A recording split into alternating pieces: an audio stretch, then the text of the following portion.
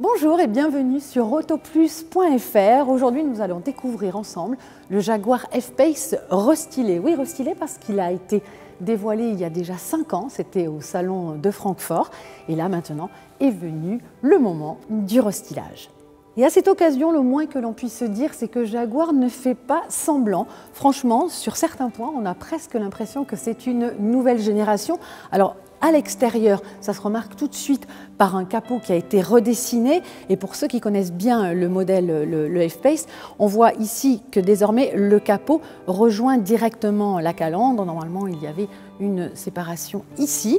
Une calandre qui, elle aussi, a été modifiée. Elle est plus grande et puis surtout, c'est la signature lumineuse qui fera qu'on remarquera ce modèle restylé avec ici cette signature en forme de J. Les feux arrière ont également été redessinés, on le remarque tout de suite ici avec cette forme de double vague qui s'inspire d'ailleurs des feux du E-Pace. Bien sûr, le gabarit de ce F-Pace ne change pas, il demeure toujours un des plus grands de la catégorie avec 4,74 m. C'est quelques centimètres de plus quand même qu'un Porsche Macan ou qu'un BMW X3. Idem d'un point de vue du volume de coffre, puisqu'il reste toujours à 650 décimètres cubes, là aussi un des plus grands de la catégorie. À présent, je vous invite à me suivre à bord parce que là, vous allez le voir, il y a énormément de changements.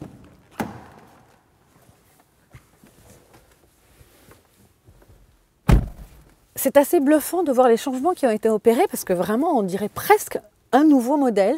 Tant la planche de bord est différente, elle est désormais très horizontale avec ici une ligne comme ça de ventilateur et puis derrière le volant, on a des écrans numériques, une belle dalle de 31 cm environ.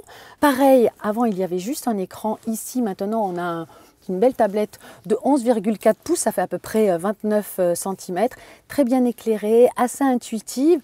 De la même manière, on a des gros boutons pour la ventilation et qui indiquent la température, ça c'est déjà vu, mais c'est sensiblement différent du modèle précédent. De la même manière, on avait ici une molette pour la boîte de vitesse et désormais, on a un sélecteur plus classique. Et puis pour le reste, bien sûr, c'est toujours très luxueux, avec de très beaux matériaux.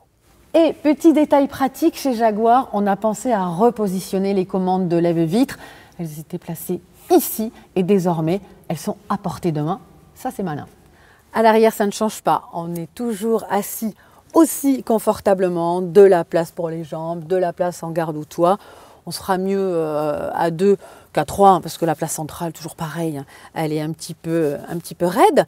Et puis, on a une réplication des gros boutons de ventilation avec gauche-droite et puis aussi 2 prises USB et une prise 12 volts.